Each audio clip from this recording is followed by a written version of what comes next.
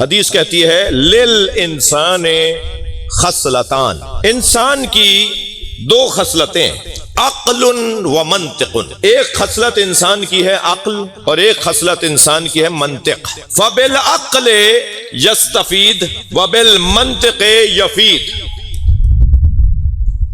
میری اور آپ کی بحیثیت انسان دو خصلتیں ہیں، ہم دو خصلتوں سے پہچانے جاتے ہیں. پہلی خصلت ہماری عقل، دوسری خصلت ہماری منطق. عقل کا کچھ اور کام ہے، منطق کا کچھ اور کام ہے. عقل کا کیا کام ہے؟ یستفید، فائدہ حاصل کرنا، یہ عقل کا کام ہے. درجہ بدرجہ چلیے گا میرے ساتھ.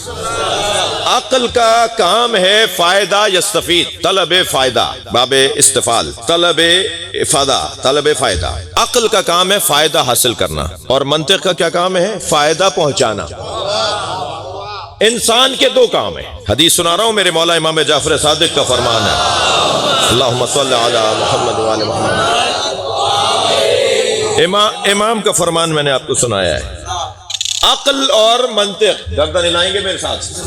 عقل اور منطق، عقل کا کام ہے یستفید، فائدہ حاصل کرنا، اور منطق کا کام ہے فائدہ پہنچانا.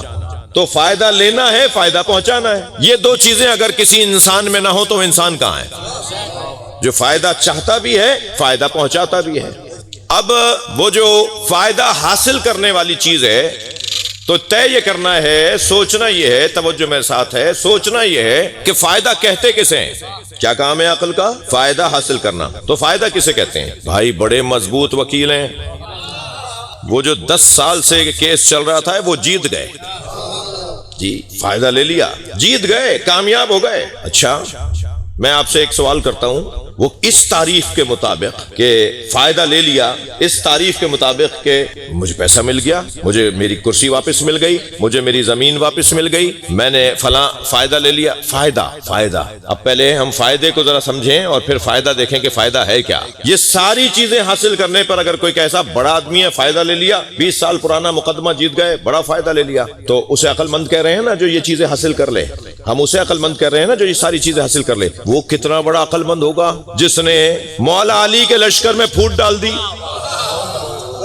علی کے لشکر میں پھوٹ ڈال دی. توجہ ہے؟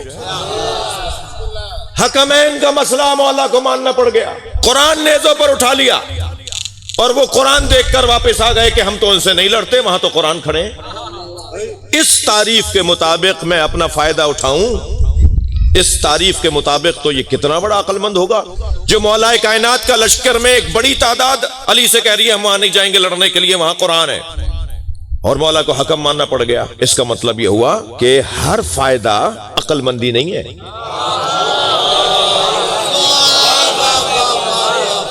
ورنہ کہہ دیجئے یہ عقل مندی ہے، یہ تو بہت بڑا عقل مند ہے. اتنے بڑے وجود کو یہ حکم ماننے پہ تیار کروا دیا تو یہ تو بہت بڑا عقل مند ہے، بڑا سمجھدار ہے. اب ذرا سنیے میرے مولا کا فرمان. جب کسی نے یہی سوال کر دیا جو میں نے آپ کے سامنے رکھا، کس کے سامنے؟ میرے معصوم امام کے سامنے، امام جعفر صادق کے سامنے. جملہ سنے میرے مولا کا. میرے مولا سے سوال کرنے والا سوال کرتا ہے، مولا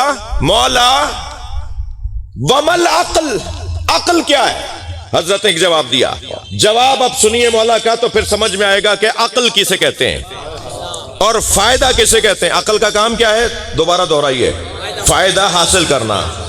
عقل کا کام ہے فائدہ حاصل کرنا. اب فائدہ کسے کہتے ہیں؟ فائدہ کسے کہتے ہیں؟ مولا فرماتے ہیں العقل ما عبدا بہ الرحمن وقت سبا بہ الجنان. فائدہ ان دو چیزوں کو کہتے ہیں جو عقل کا کام ہے، رحمان کی عبادت اور جنت کا حصول.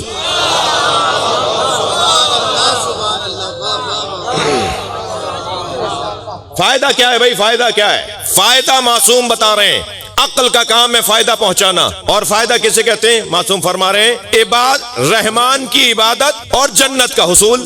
یہ فائدہ ہے. رحمان کی عبادت اگر ٹکرا رہی ہو میری زمین کے ساتھ، رحمان کی عبادت اگر ٹکرا رہی ہو میری کرسی کے ساتھ، رحمان کی بندگی اگر ٹکرا رہی ہو میرے مقدمہ جیتنے کے ساتھ، تو یہ عقل مندی ہے؟ یہ تو عقل مندی نہیں ہے. عقل مندی تو یہ ہے کہ رحمان کی بندگی ہو.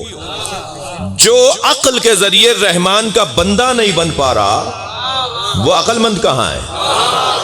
عقل مند تو وہ ہے جو عقل کے ذریعے رحمان کا بندہ بن جائے. بھائی صلوات پڑھے تو میں آگے بات کروں گا.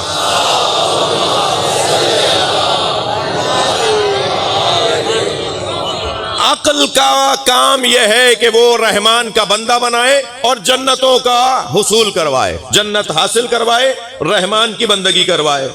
تو فائدہ کیا ہے؟ رحمان کی بندگی، جنت کا حصول. تو جنت کا حصول فائدہ ہے. فائدے کا لفظ وہاں بولا جاتا ہے جہاں کاروبار ہو. میں ترتیب سے لے کے چل رہا ہوں سارے مضامین کو. فائدے کا لفظ وہاں لایا جاتا ہے جہاں فائدہ ہو. آپ کچھ دیں کچھ لیں. بھائی اتنے کی چیز خریدی تھی، اتنے میں ہی بیچ دی، تو فائدہ کہاں ہوا؟ فائدہ تو جب ہوگا کہ میں نے لی تھی مثال 100 روپے کی، بیچی ہے 110 روپے کی، تو 100 روپے تو وہی واپس آ گئے جو میں نے سرمایہ لگایا تھا. 10 روپے میرا فائدہ ہے. تو فائدہ کیا ہے؟ جنت کا حصول. توجہ ہے؟ جنت کا حصول یہ عقل سے حاصل کرنے والا فائدہ ہے.